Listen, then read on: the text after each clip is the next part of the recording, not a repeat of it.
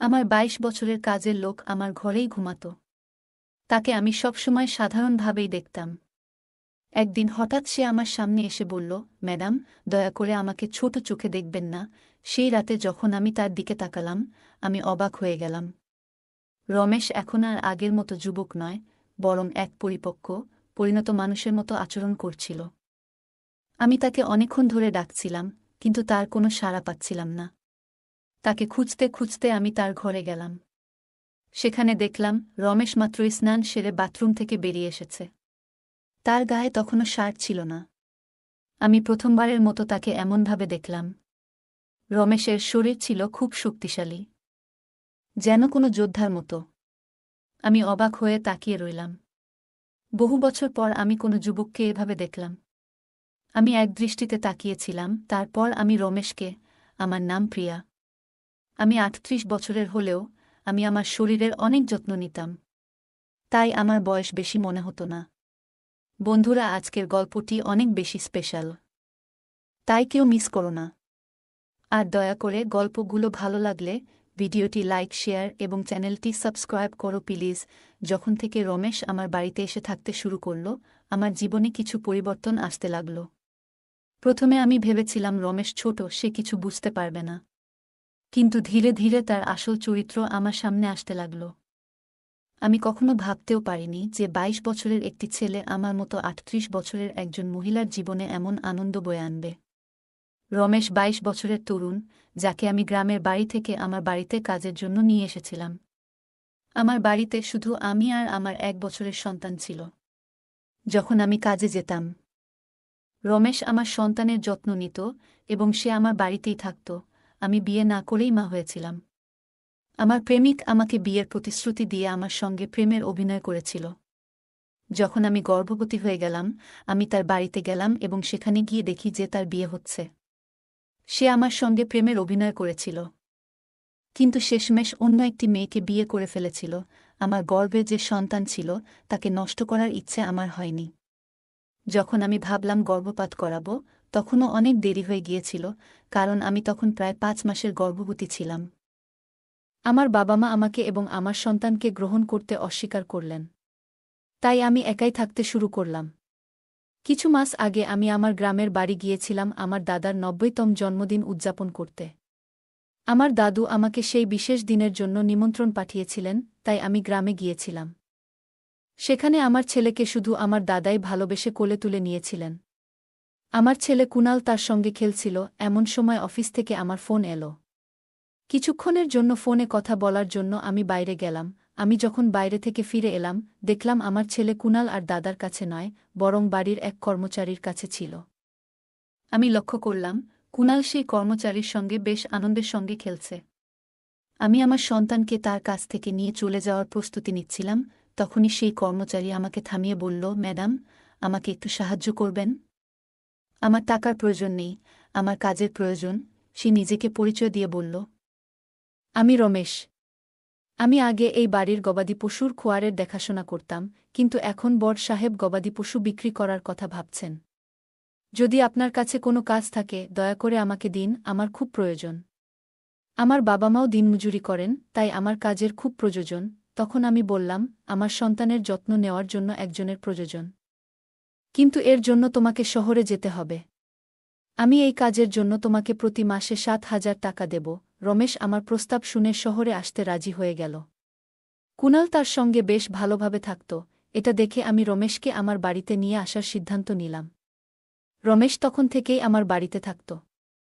সে বলেছিল প্রতি ৪ মাস পরপর যখন কিছু টাকা জমা হবে, তখন সে তার গ্রামে ফিরে যাবে। রমেশ সারা দিন আমার সন্তানের যত্ন নিত এবং ঘরের কাজে আমাকে সাহায্য করত।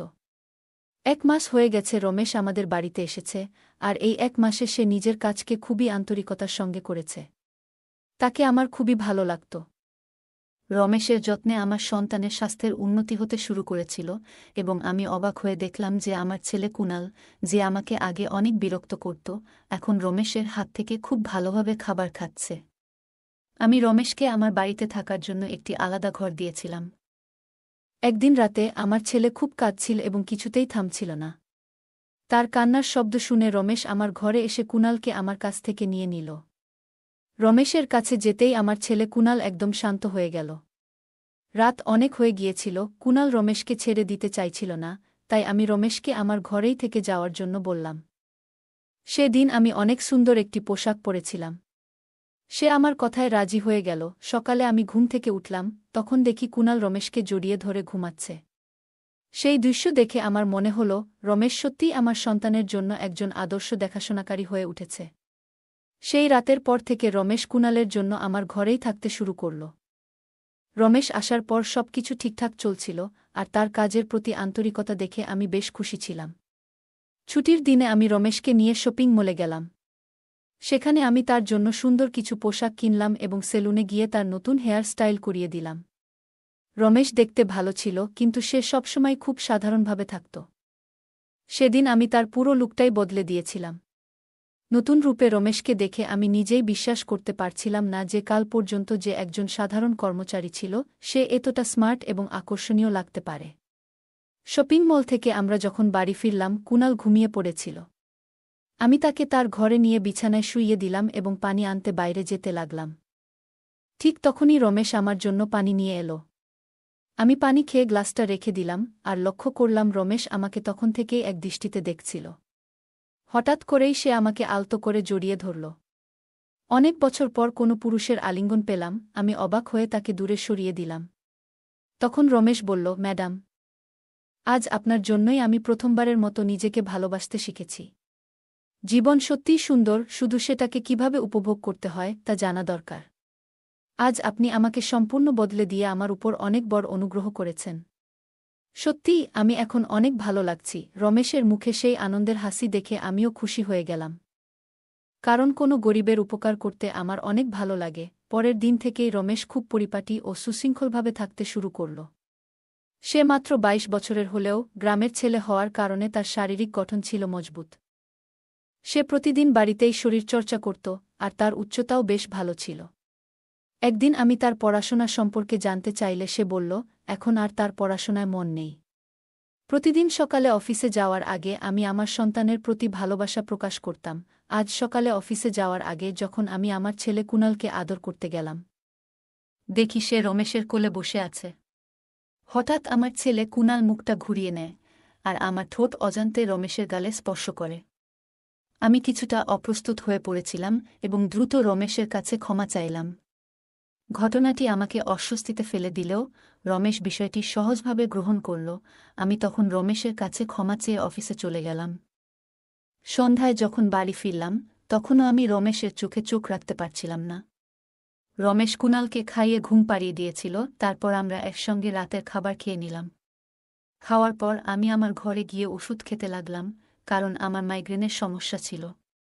ওষুধ খাওয়ার পরও আমার মাথার ব্যথা কমছিল না, তাই আমি মাথা ধরে বসেছিলাম। কিছুক্ষণ পর রমেশ ঘরে এলো। আমাকে এমন অবস্থায় দেখে সে জানতে চাইল কি হয়েছে। আমি বলার পর সে আমার মাথায় ধীরে ধীরে মালিশ করতে শুরু করল। রমেশ এর মালিশে আমার মাথার ব্যথা ধীরে ধীরে কমতে শুরু করল, আর আমি আস্তে আস্তে গভীর ঘুমে ডুবে গেলাম। সেই রাতে আমার ঘুম খুবই ভালো হয়েছিল। পরের দিন আমাদের অফিসে ট্র্যাডিশনাল ডে উদযাপন ছিল। আমি ঠিক করেছিলাম যে সেদিন গুজরাটি পোশাকে সাজব। আমি ঘাঘরা পরেছিলাম, কিন্তু স্কার্টের গিট বাঁধতে গিয়ে বেশ অসুবিধায় পড়েছিলাম। আমার কোনো সহায়তা ছিল না, তাই আমি ঘরে কাজ করা রমেশকে ডেকে গিট বাঁধতে বললাম। গিট বাঁধার সময় তার হাত আমার পিঠের উপর দিয়ে স্পর্শ করছিল। আমি বিষয়টাকে গুরুত্ব দেইনি, কারণ তখন আমার কাছে আর কোনো উপায় ছিল না। প্রস্তুত হয়ে যখন আমি বের হতে যাচ্ছিলাম, তখন রমেশ আমাকে থামিয়ে দিল। রমেশ ঘর থেকে কাজল নিয়ে এসে আমার কানের পেছনে লাগিয়ে বলল, ম্যাডাম, এখন আপনাকে আর কেউ নজর দিতে পারবে না। আপনি সত্যিই খুব সুন্দর লাগছেন।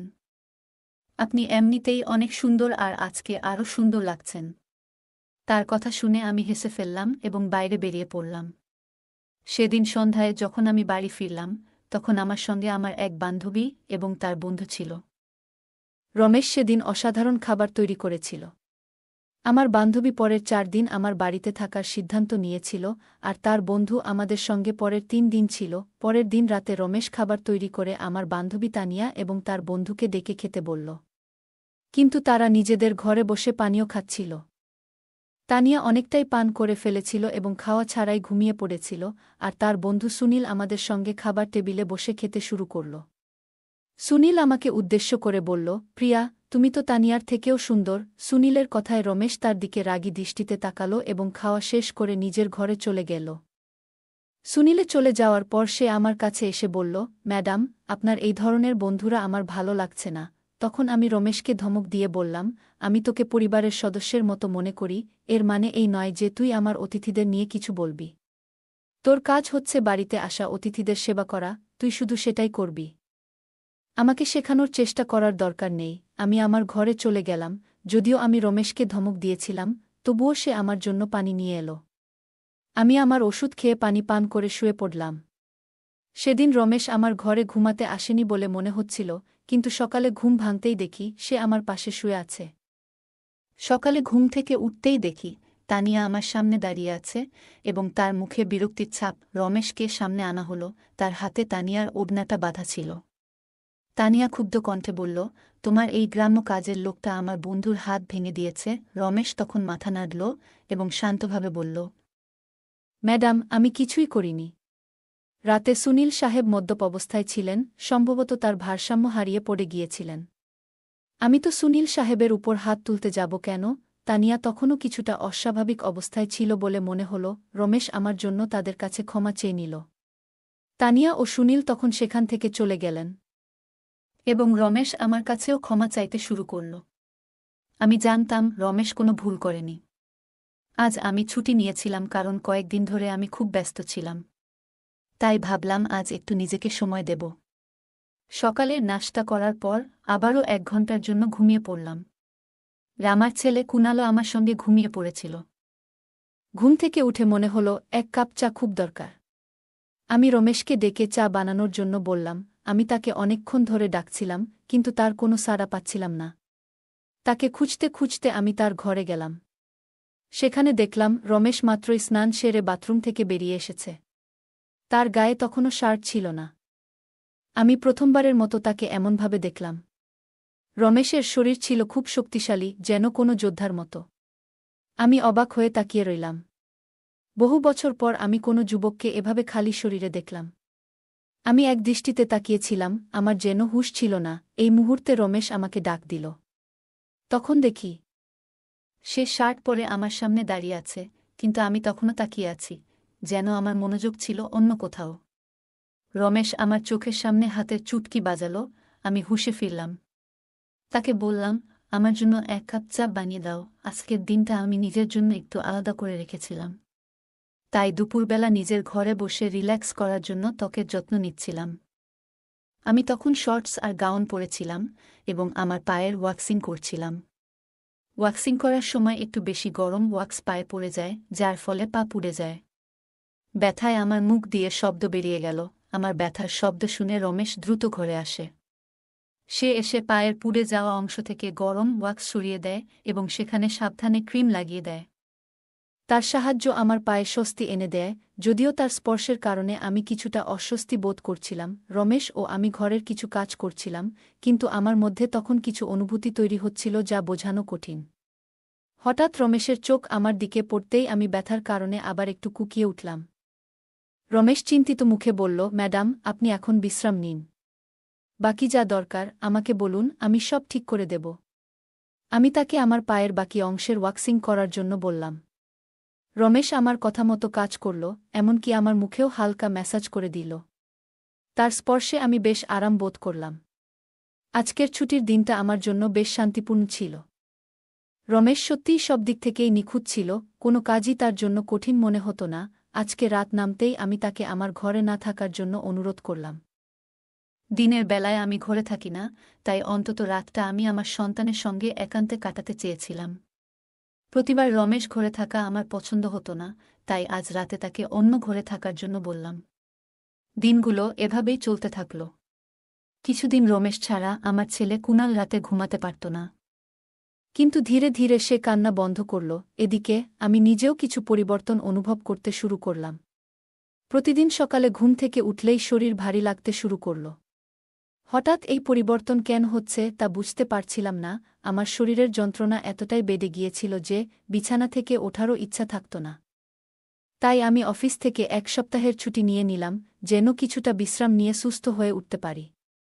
এই সময়ে কুণাল প্রায় পুরোটা সময় রমেশের সঙ্গে কাটাচ্ছিল। মাঝে মাঝে আমার ছেলের খিদে পেলে কুণালকে আমার কাছে নিয়ে আসত। আজ আমি আমার কোমর ধরে বসেছিলাম। রাতের বেলায় রমেশ এক গ্লাস পানি নিয়ে আমার ঘরে আসে। আমার কোমরের উপর হাত দেখে সে বুঝে গেল আমার কোমরে খুব ব্যথা হচ্ছে। রমেশ বলল, ম্যাডাম, যদি আপনার কোনো আপত্তি না থাকে আমি আপনার কোমরে একটু মালিশ করে দিতে পারি। আমার কোমরের ব্যথা এতটাই তীব্র ছিল যে আমি তার প্রস্তাবে রাজি হয়ে গেলাম। মালিশ শুরু করার আগে আমি ঘরের বড় লাইট বন্ধ করে ছোট্ট জিরো বাল্বটা জ্বালিয়ে দিলাম, যেন পরিবেশটা আরও শান্তিপূর্ণ হয়। রমেশ যখন কোমরে হালকা চাপ দিয়ে মালিশ করছিল আমি বেশ স্বস্তি অনুভব করছিলাম। মালিশ শেষ হওয়ার পর মনে হল যেন আমার ব্যথা একেবারে হাওয়ায় মিলিয়ে গেল। মালিশ করার সময় রমেশ আমাকে জিজ্ঞেস করল, ম্যাডাম, আপনার কি কখনো কুণালের বাবাকে মনে পড়ে না? আপনি এত সুন্দর এবং তরুণী হয়ে একা কেন? তার প্রশ্নের কোনো সঠিক উত্তর আমার কাছে ছিল না। আমি শুধু বললাম, হয়তো এই প্রশ্নের উত্তর আমার কাছেও নেই। সেই মুহূর্তে কথোপকথনটা শেষ হয়ে গেল। রমেশের মালিশে আমার এত ভালো লাগলো যে আমি গভীর ঘুমে তলিয়ে গেলাম। 2 দিন পর এমন একটা দিন আসলো যেদিন আমি আমার প্রিয়জনের সঙ্গে প্রথম দেখা হয়েছিল। সেই দিনটা শেষমেশ এসে গেল। সারাদিন আমি নিজেকে কোনো না কোনো কাজে ব্যস্ত রাখার চেষ্টা করলাম যাতে তার কথা আমার মনে না আসে। কিন্তু রাতের অন্ধকারে তার কথা খুব মনে পড়ছিল। সে এখন আমার সঙ্গে নেই, তবে সে আমার সন্তানের বাবা। কুণালকে দেখলেই প্রতিদিন তার কথা মনে পড়ে। আজ আমি আর আমার আবেগ ধরে রাখতে পারলাম না। ঘরে বসে হঠাৎ কান্নায় ভেঙে পড়লাম।